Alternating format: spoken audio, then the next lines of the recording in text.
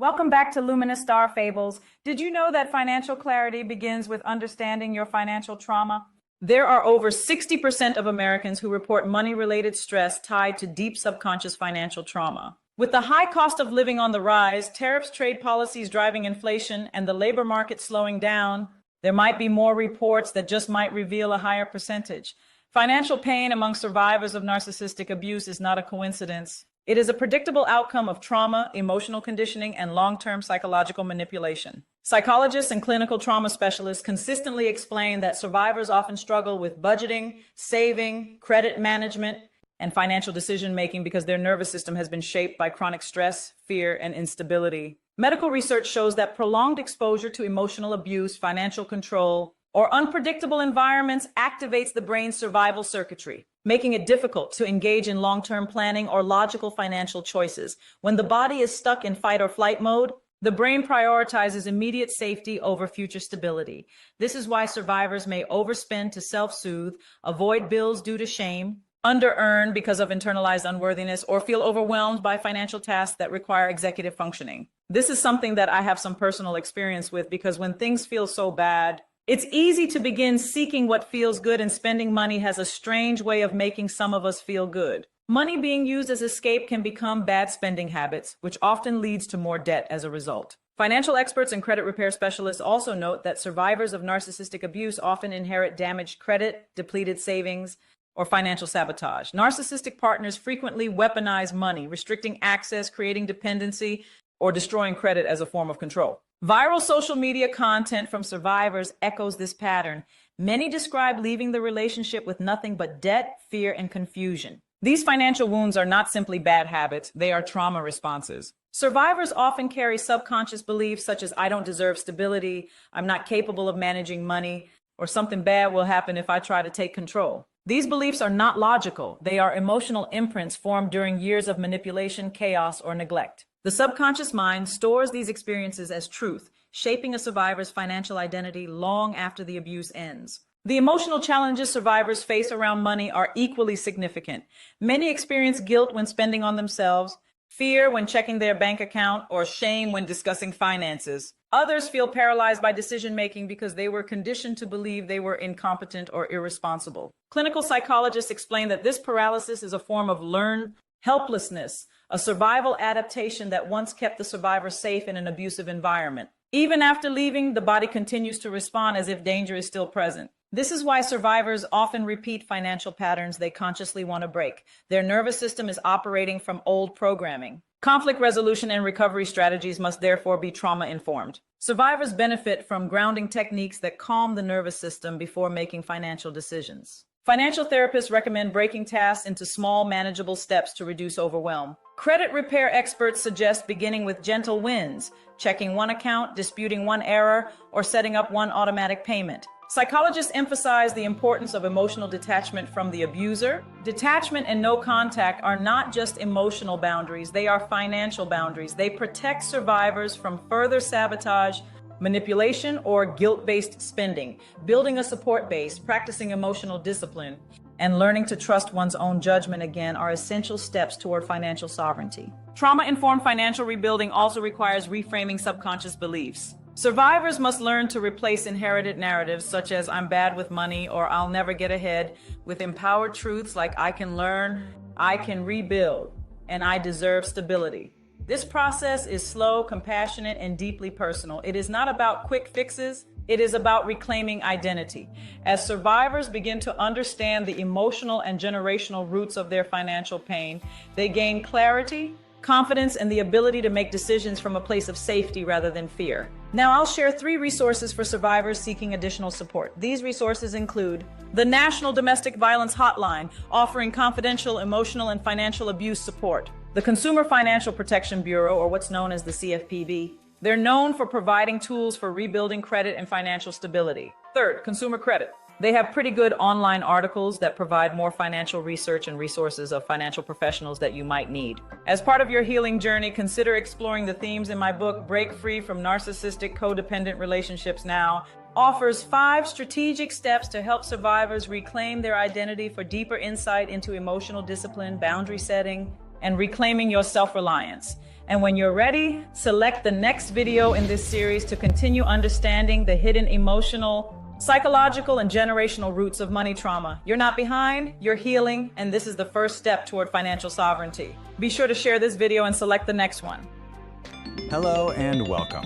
Just by being here, just by clicking on this, you've already taken a huge step. And I want to really acknowledge the courage that takes. So if you're trying to find your footing and rebuild your financial independence after a really tough experience, you are absolutely in the right place. We're going to walk through this together and help you reclaim your power with clarity, safety, and dignity. Let's just sit with this for a second, because this is the core of everything we're about to talk about. If you've ever felt ashamed or just stuck in these confusing patterns with money, you're not alone. And I promise you, this isn't about fixing some flaw in you. It's about gently understanding and rebuilding a part of yourself that was just never given a fair chance to thrive. So here's our game plan. First, we're going to unpack the why these things happen, to give you that clarity you absolutely deserve. And then we're going to move into some really powerful, practical steps you can take, one at a time, to start building a new, more empowered future. Sound good? Let's dive in. Okay, before we jump into any action, it's so important that we understand where these struggles come from. And listen, this isn't about placing blame. It's about being able to approach this whole journey with some real self-compassion. We have to see how trauma can completely reshape our relationship with money. So, what even is financial trauma? Well, it's way more than just a bad feeling about money. It's what happens when money gets tangled up with fear or control. Think about it. When someone is constantly monitoring your spending or questioning every little purchase you make, your nervous system actually starts to learn that money itself is dangerous. And this is where it gets really interesting. That feeling of panic when you go to open a bill, or that urge to just avoid looking at your bank account, experts call that a trauma loop. It's basically an automatic reaction where your body is trying to protect you from what it thinks is a threat, all based on old information. It's a conditioned response, not a character flaw.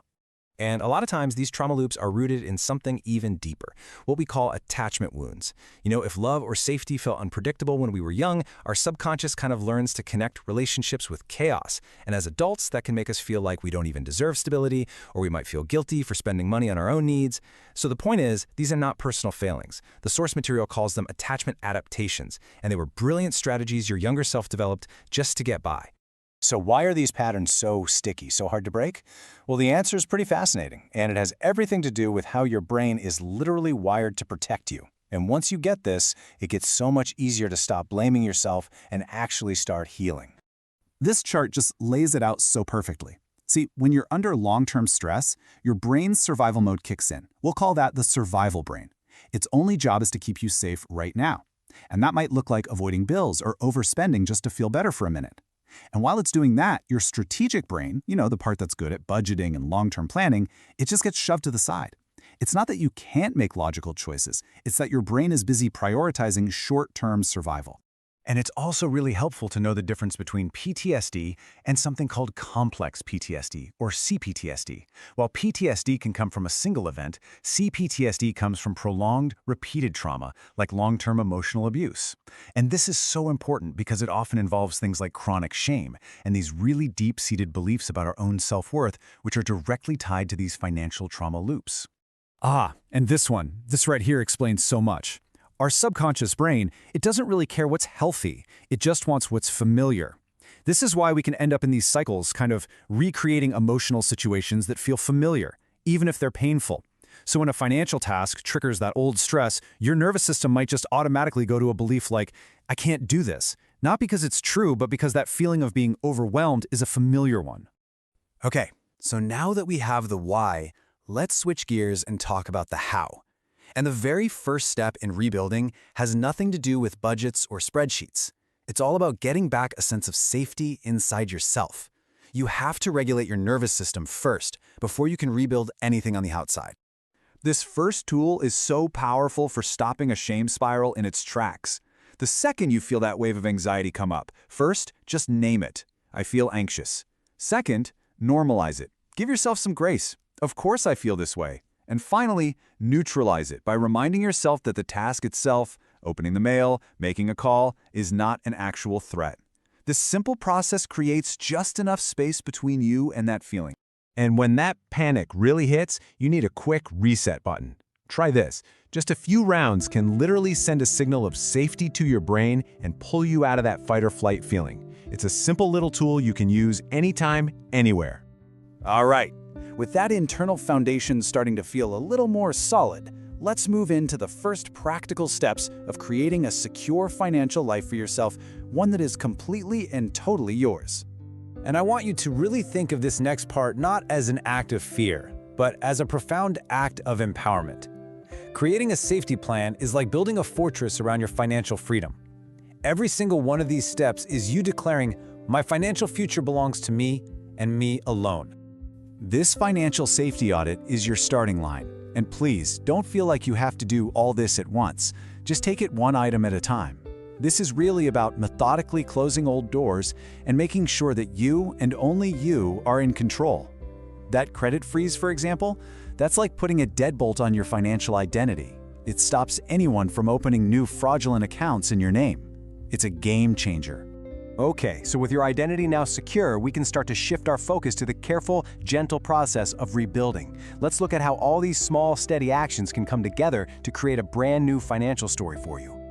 This is often the part that feels the most overwhelming, right? But here's the great news. There are safer, more effective tools than ever before. This table breaks down two of the best. With the secured card, you're pretty much just borrowing from yourself, so it's a fantastic way to build a positive payment history. A credit builder account is also amazing because you're building both your credit and your savings at the exact same time. Both of these are powerful tools for proving you're reliable without having to take on risky debt. Now this is a massive game changer. This simple little chart shows something incredibly powerful. See that small gap between income and expenses? That little bit of extra money every month is a huge signal of financial stability to lenders. It proves you can manage your money, and honestly, that's becoming just as important as your credit score. And this is the real key. Building long-term security doesn't mean you need to save huge amounts of money. It starts right here. Every small automatic transfer builds a safety net, for sure, but more importantly, it reinforces your own ability to plan for the future. You're creating a new positive habit. Okay, let's talk about what I call the credit compassion check-in. When you look at your credit report, I want you to adopt this mindset. It is not a judgment on your character. It's not a permanent reflection of your worth. It's just a snapshot in time, and it's a picture you have the power to change, one small choice at a time. As we wrap up, I just want you to remember this. This journey isn't about taking giant leaps. It's about all the small, consistent actions. Breaking these deep-rooted cycles isn't some big, forceful battle.